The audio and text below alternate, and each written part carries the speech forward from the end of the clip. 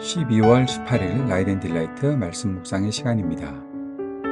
거룩하신 아버지 하나님, 오늘도 주님의 은혜와 사랑을 의지하고 이 하루를 시작할 수 있게 하시니 감사와 찬양을 드립니다. 오늘도 우리에게 말씀하여 주실 때 그 말씀을 깨닫게 하시고 말씀대로 살아가는 믿음과 용기를 허락하여 주옵소서. 성령의 충만함을 허락하여 주사 주의 말씀을 잘 듣고 깨닫고 마음에 새기고 말씀대로 살아가는 기쁨을 누리게 하여 주옵소서.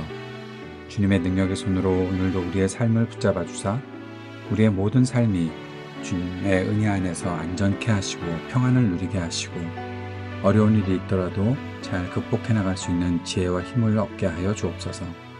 온전히 주님과 함께 있기를 소망합니다. 우리 안에서 역사하시는 주님을 바라보기를 원합니다.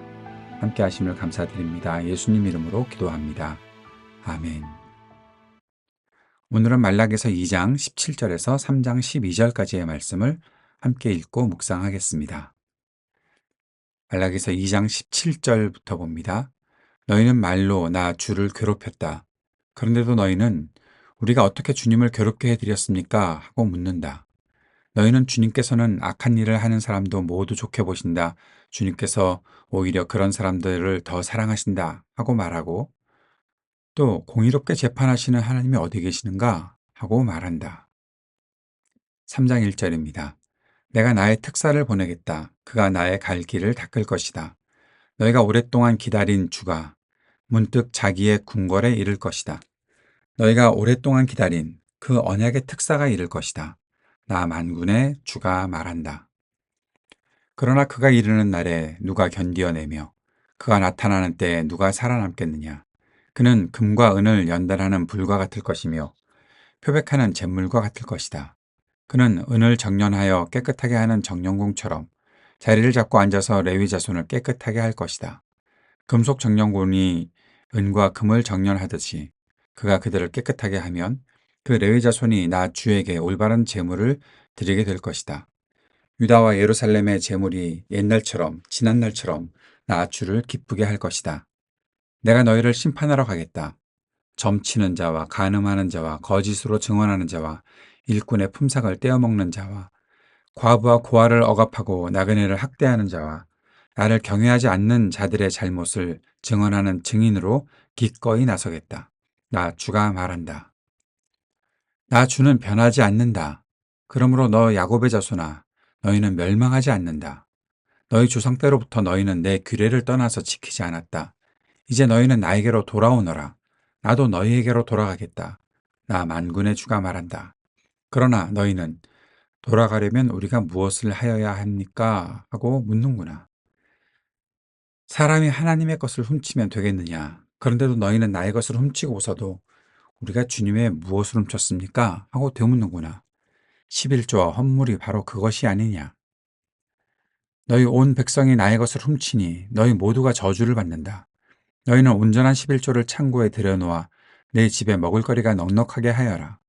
이렇게 바치는 일로 나를 시험하여 내가 하늘문을 열고서 너희가 쌓을 곳이 없도록 복을 붓지 않나 보라. 나 만군의 주의 말이다. 나는 너희 땅의 소산물을 해로운 벌레가 먹어 없애지 못하게 하며 너희 포도밭의 열매가 채 익기 전에 떨어지지 않게 하겠다. 나 만군의 주가 말한다. 너희 땅이 이처럼 비옥하여짐으로 모든 민족이 너희를 복되다고 할 것이다. 나 만군의 주가 말한다. 아멘. 2장 17절부터 3장 12절까지를 읽었습니다. 2장 17절부터 3장 5절까지에서는 예배가 어떻게 더 정화되어야 하는지를 말하고 있고, 그리고 3장 6절부터 12절까지는 하나님께서 받지 않으시는 11조, 헌물들, 거기에 대해서 하나님께 드리지 않는 11조죠. 하나님께 드리지 않는 11조와 헌물들에 대해서 말씀하면서 하나님께서 왜 11조를 하라고 하시는지를 우리가 알 수 있게 하는 그런 말씀이 나오고 있습니다. 먼저 2장 17절을 보면 너희는 말로 나를 괴롭혔다라고 말을 하고 있습니다. 그들이 말로 무슨 말을 했길래 하나님께서 괴로우셨을까요? 이런 말입니다. 우리가 어떻게 주님을 괴롭게 해 드렸습니까? 하나님의 마음을 전혀 모르는 거죠. 하나님께서 무엇을 뜻하시는지 모르고 뭐 "우리가 무슨 잘못을 했는데요?" 그런 식으로 말하는 겁니다. 그러면서 오해하고 있는, 자기들이 전혀 어 제대로 깨닫지 못하고 있는 것들이 진짜인 것처럼 "야, 하나님은 악한 일 하는 사람도 다 좋게 보셔. 오히려 그런 사람들을 더 사랑하셔." 왜 이런 말을 했을까요? 추측해 볼 수 있는 것은, 하나님께서 이스라엘 백성을 향해서 "너희가 나한테 잘못했으니 너희들은 벌을 받는데 이방 사람들을 보면 그들이 나의 은혜를 입으면 나한테 감사하면서 올 거거든." 그런 말씀을 해 주셔서 그런 것이 아닐까. "악한 사람을 더 하나님이 더 좋아하셔." 그런 식으로 말할 수도 있는 것이고, 또는 하나님께서 죄를 지은 사람들이 회개하고 돌아오면 또 받아주시니까 '아, 하나님이 악한 일을 하는 사람도 다 받아주시는 거야.' 그러니까 자기들의 생각에는 악한 사람, 음 왜 악한 사람이죠? 죄를 지었으니까. 그런데 그들을 그렇게 판단하는 이유는 결국 그들이 회개할 것에 대해서 생각하지 않고, 그들이 하나님께 돌아올 것에 대해서 생각하지 않고, 그들은 악한 사람이라고 이렇게 딱 결정지어 버리는. 근데 그들이 회개하고 돌아오면 하나님께서 받아주시니까 하나님이 더 그런 사람들 사랑하셔." 그런 말을 하고 있는 거죠. 그러면서 그들이 덧붙이는 말이 "공의롭게 재판하시는 하나님이 어디 계시는가?" 자신들의 행위는 하나도 돌아보지 않고 성찰하지 않고 그냥 하나님께서 용서를 베푸시고 하나님께서 은혜를 베푸시는 것에 대해서 불만인 겁니다. 하나님은 우리의 하나님이셔야 하고 우리에게만 잘해 주셔야 되는데, 자기들이 하는 일들에 대한 생각 전혀 없고 자기들은 잘못하면서 "하나님은 오직 우리한테만 은혜를 베풀어 주실 테니까."라는 그러한 생각을 갖고 있는 거죠. 그러면서 하나님 앞에서 온갖 악한 짓을 하고 있는 겁니다. 그러면서 하는 말이 "우리가 언제 주님을 괴롭게 해 드렸습니까? 어떻게 괴롭게 해 드렸다고 그렇게 말씀하십니까?" 라고 말하고 있는 거죠. 그래서 3장 1 절에 하나님께서 "나의 특사를 보내겠다. 그가 나의 갈 길을 닦을 것이다." 이 특사가 누구일까요? 나의 특사라는 말 자체는 말라기의 이름의 뜻입니다. 하나님께서 예언자를 보내셔서 그렇게 일을 하실 것이다. 뒤에 나오는 엘리야처럼, 엘리야가 결국 신약에서는 세례 요한으로 그렇게 가리키고 있는 것이니까, 그러한 세례 요한과 같은 그런 특사를 보낼 것이다라는 그런 말씀으로 이해할 수도 있고, 지금 이 메시지를 전하는 말라기일 수도 있는데, 한 가지 더 생각해 봐야 되는 것은 "너희가 오랫동안 기다린 주가 문득 자기의 궁궐에 이를 것이다."라고 말씀하시는 것을 보면 하나님께서 보내실 구원자이신 성자 하나님 예수 그리스도를 가리키는 것이 아닐까라고까지도 생각해 볼 수 있는 거죠. 음 예. 어쨌든 하나님께서는 하나님의 말씀이 이루어질 수 있도록 그의 특사를 보내실 것이다 말씀하시는 것입니다. 그렇게 주님께서 임하시는 날에, 그 날은 두려움과 공포의 날이죠. 죄를 범한 사람들에게 임마누엘, 하나님께서 함께 하신다는 것은 재앙입니다. 왜냐하면 하나님께서 함께 하실 때 모든 공의를 나타내시고 정의를 드러내실 것이기 때문에 잘못과 악에 대해서는 반드시 심판하실 것이라고 하나님은 말씀하셨고, 그 심판이 임하는 날입니다. 그런데 잘 봐야 될 것이 있습니다. 이 심판이 모든 것들을 다 파멸시키는 심판인가? 아무것도 살아남을 수 없는가? 하는 거죠. 그런데 여기에서 어떤 힌트가 주어져 있습니다.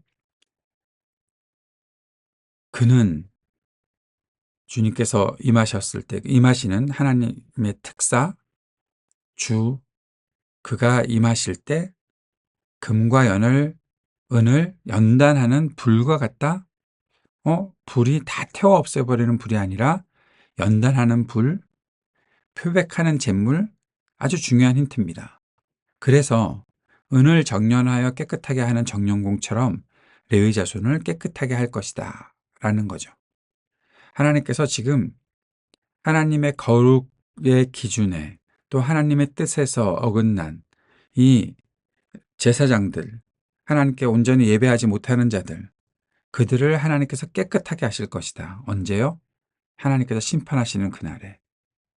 다시 말하면 하나님께서 심판하실 때 하나님의 심판이 단순한 심판으로 모든 것들을 다 없애버리려는 심판이 아니라 깨끗하게 하고 온전하게 하는 심판. 그래서 체질을 한다고 그랬잖아요. 살아남을 것들을 살아남게 하려고. 그래서 잘못한 것들은 다 분별해내고 잘못을 증언하는 증인으로 오셔서 나서서 그렇게 심판하시면서 옳은 것들을 가려내시겠다라는 것이 하나님의 말씀인 겁니다. 어려운 때를 보내고 있습니다. 이 어려운 때 그런데 잘 살펴보십시오.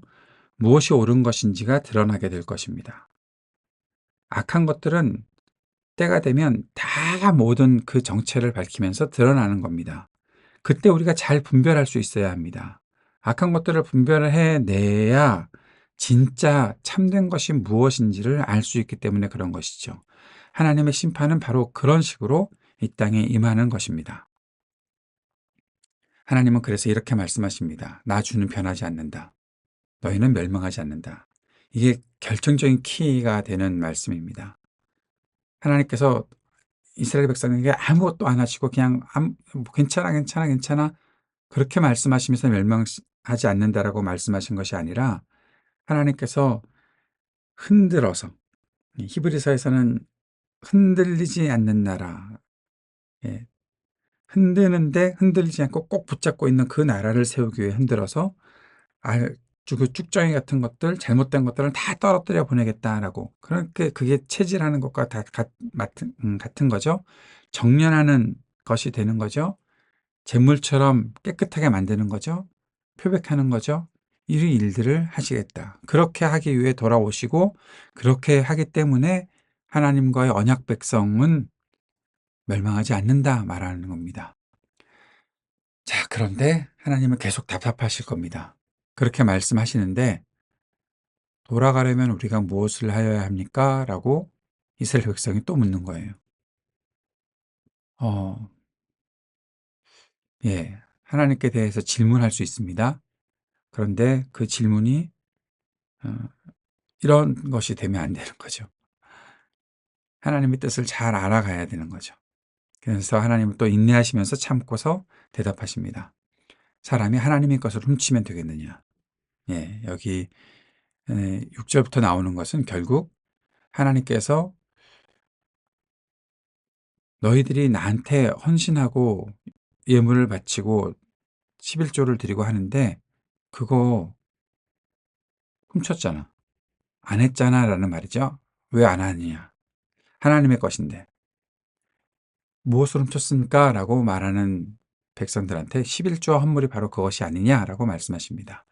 자, 우리가 살펴보았던 말라기서 개관에서 저는 분명히 여러분께 여기 나오는 11조는 성전에서 일을 하고 자신의 땅이 없는 레위인들, 그리고 땅을 빼앗긴 자들, 고아와 과부들, 그리고 나그네들, 가난한 자들을 위해서 그들에게 공동체가 함께 기금, 세금 형식으로 11조를 바치고 자신들의 10분의 1을 떼어 놓으면 그것을 가지고서 레위인들이 살고 또 고아와 과부 그들이 살아가게끔 하는 것이 바로 11조다라는 말씀을 드렸고 음, 오늘 우리가 살펴보는 11조는 바로 그러한 것이어야 한다라고 말씀을 드렸습니다. 11조가 그런 것인데 사람들이 안 했던 겁니다. 왜요? 내가 열을 벌었는데 그 중에 하나를 왜 내놔야 되는데 내가 노력해서 했는데 왜 그걸 하나를 내가 바쳐야 되는데 라고 생각하는 거죠. 그것을 강조하기 위해서 그래서 11조를 강조하기 위해서 10분의 1을 드리는 것이 그래도 내가 하나님께 이 나의 모든 소득이 하나님께로부터 온 것입니다라는 것을 상징하기 위해서 10분의 1을 드린다라고만 생각하면 그러면 상징하기 위해서 5분의 1을 드려도 되고 너무 많은가요? 죄송합니다. 20분의 1을 드려도 되고 30분의 1을 드려도 되지 뭐 그 정도 생각할 수도 있겠지요. 네. 11조가 만약에 그런 것이라면 그래도 되는 것입니다. 그런데 오늘 말라기에서 말하는 11조는 가난한 자들과 고아와 과부들을 위해서 또 땅이 없는 레위인들을 위해서 드리는 것이어야 한다면 10분의 1을 드리는 것이 맞습니다. 그래야 그들이 살아갈 수 있으니까요. 하나님은 온전한 11조를 창고에 들여놓으라고 말씀하셨습니다. 그러면서 내 집에 먹을거리가 넉넉하게 해라. 하나님이 다 먹고 살려고? 지금 그게 아니잖아요. 하나님의 집에는 누가 삽니까? 하나님의 백성들이 살아가는 거죠. 하나님의 백성들 중에 가난한 자들이 없게 해야 되는 거죠. 자신의 것들을 내어놓아서 가난한 사람들이 없게 하는 신약의 사도행전 2장, 4장에 나오는 그런 공동체의 모습 속에서 또 신명기에서 가난한 자가 없다라고 말하게 되려면 결국 함께하는 사람들이 헌신하는 일들이 있어야 되는 거죠. 그런데 여기에 또 한 가지 중요한 것이 있습니다. 하나님께 헌신했을 때 그럼 나한테 열이 있었는데 그중에 하나가 없어졌으니 나는 부족해졌는데가 아니라는 거죠.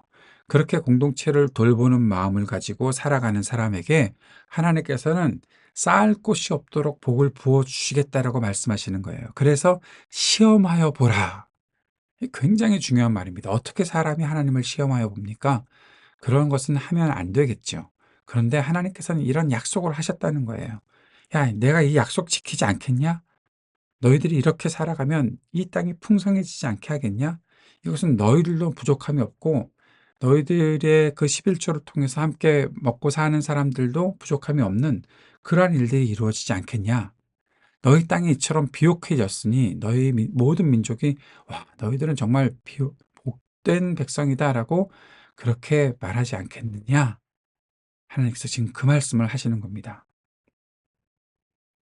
오늘 이 말씀을 보면서 우리가 하나님 앞에서의 삶이 또 하나님 앞에서의 예배가 이 모든 것들 속에서 하나님의 뜻을 이루어야 하는 그 중요성을 다시 한번 생각할 수 있었으면 좋겠습니다. 11조에 대해서 다른 오해하지 마시기 바랍니다. 함께 살아가기 위해 11조는 필요한 겁니다. 그리고 하나님께 대한 온전한 헌신이 그 속에 나타날 때 하나님께서는 우리 공동체를 함께하는 우리 이 땅을 더 비옥하게 하실 것이다. 더 복되게 하실 것이다. 말씀하셨다는 사실을 잊지 마십시오. 오늘의 묵상과 적용을 이렇게 정리해 봅니다. 하나님의 백성이라면 삶과 예배가 일치할 수 있어야 합니다. 하나님을 더 알아가는 것은 우리가 해야 할 일이지만 불순종하려는 마음을 앞세워서 하나님의 신실하심과 거룩하심에 대해 의문을 제기하는 것은 잘못이죠. 그런데도 하나님은 인내를 가지고 잘 대답해 주실 것입니다. 주님의 날, 하나님께서 임하시는 날은 정화의 시간이 될 것입니다. 심판은 구원과 회복과 연결되어 있습니다. 심판을 통해 온전하게 하시는 그 구원이 임하게 될 것입니다. 본문이 말하는 11조는 성전에서 일하는 레위인들을 위해서 바치는 11조일 것이다 생각해 보게 되는 거죠. 고아와 과부도 마찬가지 함께 들어갑니다. 11조는 성전에 기부하는 세금 형식, 그런데 그 11조를 거부하는 것은 결국 하나님의 것을 훔친 것이다. 하나님이 돌보아 주고자 하시는 모든 백성들을 그들에게 공급하고자 하는 것을 빼앗는 것이 되는 것이니 하나님의 것을 훔친 것이다. 말씀하신 것입니다. 다시 말하면 하나님의 관심과 사랑에 동참하는 것이 진정한 예배이고 헌신이라는 것이죠.